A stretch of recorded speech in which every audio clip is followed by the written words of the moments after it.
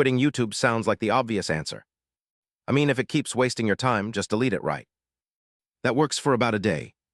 Then you need YouTube again. A tutorial, a product review, an explanation for something you actually care about. So you reinstall it, or unblock it, or you tell yourself, I'll just use it for 5 minutes. And somehow, half an hour later, you're watching something you never searched for. That's the part people don't talk about. It's actually one of the most useful learning tools we have. That's why quitting it completely feels so extreme. The problem isn't that YouTube exists. The problem is that once you open it, everything is available.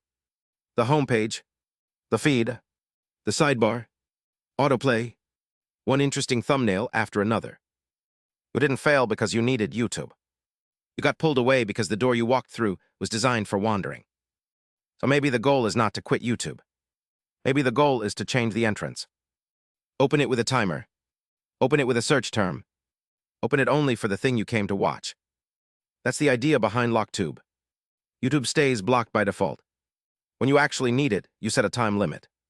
Type what you're looking for, and open YouTube directly through search. No homepage first. No feed first. No just one more video before you even remember why you came. You don't need to quit YouTube. You need to stop giving it unlimited access.